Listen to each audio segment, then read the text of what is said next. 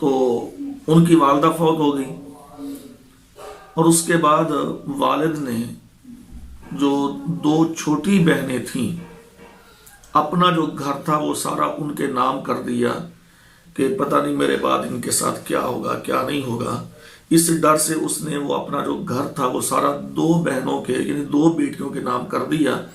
اور باقی جو بڑی بہنیں تھیں ان سے بھی سین کروا لیے، اور جو ایک بھائی تھا اس کو بھی نہیں دیا۔ اب اس کے حوالے سے کیا ہونا چاہیے جبکہ اب والد فوت ہو چکا ہے؟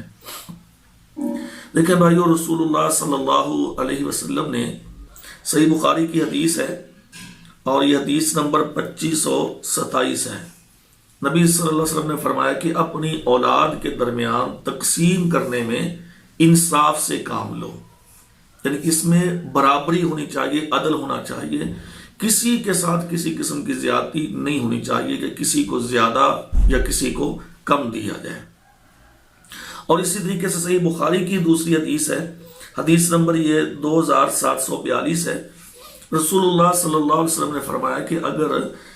اس طریقے سے دنیا میں اگر دیکھا جائے تو معاملات کے لحاظ سے سب سے زیادہ حقدار عورتیں ہیں، یعنی بیویاں، میں ان کو دیتا، لیکن آپ نے فرمایا نہیں، اس میں برابری کرنی چاہیے، اس میں کسی کے ساتھ زیادتی اور ظلم نہیں ہونا چاہیے۔ تو اسی طریقے سے ایک صحابی ہے، اس نے رسول اللہ صلی اللہ علیہ وسلم کے پاس اپنے ایک بیٹے کو وہ لے کر آیا بطور گواہ، نبی صلی اللہ علیہ وسلم کو اس نے بنایا کہ جی آپ میرے گواہ رہیے، میں یہ غلام ہے اپنے اس بیٹے کو میں ہبہ کرتا ہوں۔ تو نبی صلی اللہ علیہ وسلم نے فرمایا کہ کیا تیری اور بھی اولاد ہے؟ اس نے کہا جی بالکل اور بھی اولاد ہے۔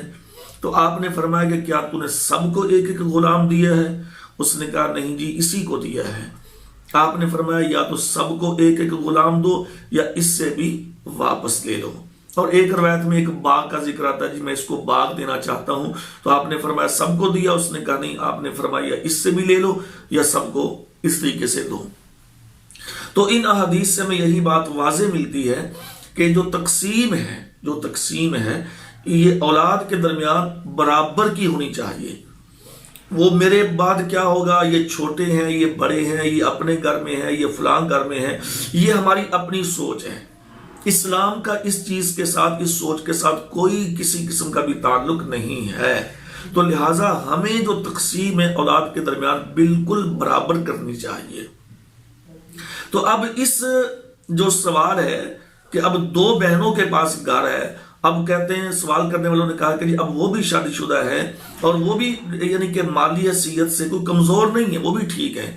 لیکن اب وہ چونکہ باپ نے ان دونوں کے نام کر دیا تھا، چھوٹی بہنوں کے نام، چھوٹی بیٹیوں کے نام، تو اب وہی اس پہ قابض ہے۔ یہ بالکل غیر شرعی ہے، اسلام اس چیز کی اجازت نہیں دیتا۔ دیکھیں اگر غلطی باپ سے ہو گئی ہے، کہ اس نے شریعت کو مد نظر نہیں رکھا، اس نے اپنی سوچ کے مطابق فیصلہ کر دیا، تو بہترین اولاد والدین کی خیرخواہ کون سی ہے کہ جو اب والدین کی غلطی کی اصلاح کرے۔ اب ان کے سر پہ جو بوجھ ہے اس بوجھ کو اتارا جائے،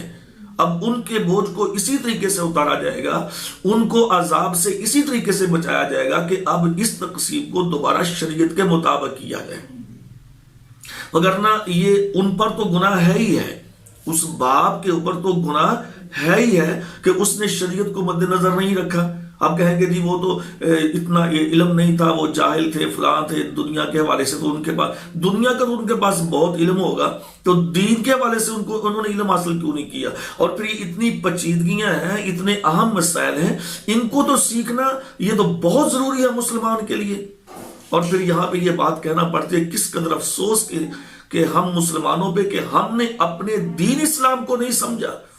ہم کافروں کی ڈگر پہ چل پڑے، جیسے کافروں نے کہہ دیا، جیسے ہمارے گندے نظاموں نے کہہ دیا، ہم نے کہا بالکل سب کچھ وہ ٹھیک ہے۔ تو لہٰذا اگر والدین کے ساتھ وہ لوگ مخلص ہیں، اگر اپنے باپ کے لیے وہ بہتری چاہتے ہیں اور اپنے لیے بہتری چاہتے ہیں، تو یہ جو تقسیم ہے اس کو کینسل کیا جائے گا شرعی لحاظ سے۔ جی اچھا، پھر یہاں پہ جی وہ بہنوں نے سین کر کے دے دیے تھے، یہ بھی بہت لمبے چوڑے چکر ہیں، بہنوں نے سین کر کے دے دیے تھے۔ یہ میں نے پہلے بھی بتایا تھا بھائیوں کو کہ یہ سب ڈرامے فراڈ ہوتے ہیں، بہنوں نے سین کر کے دے دیے تھے۔ بھائی وہ دے ہی نہیں سکتی، کیسے وہ انہوں نے دے دیا، کیسے انہوں نے سین کر دیے؟ ان کے ہاتھ میں وہ چیز دی تھی، ان کو وہ کاغذات دیے تھے کہ اب ہاں دیکھو، جب تک ایک چیز کسی کے پاس ہوتی نہیں وہ کسی کو کیسے دے سکتا ہے؟ اب ایک چیز ہے، وہ جب وہ میری ملکیت بنی ہی نہیں ہے، نبی صلی اللہ علیہ وسلم نے فرمایا کہ جب تک کوئی چیز تو اپنے ہاتھ میں نہ لے تو اس کو نہ آگے ہبہ کر سکتا ہے، یعنی گفٹ دے سکتا ہے، اور نہ تو اس سے آگے بیچ سکتا ہے۔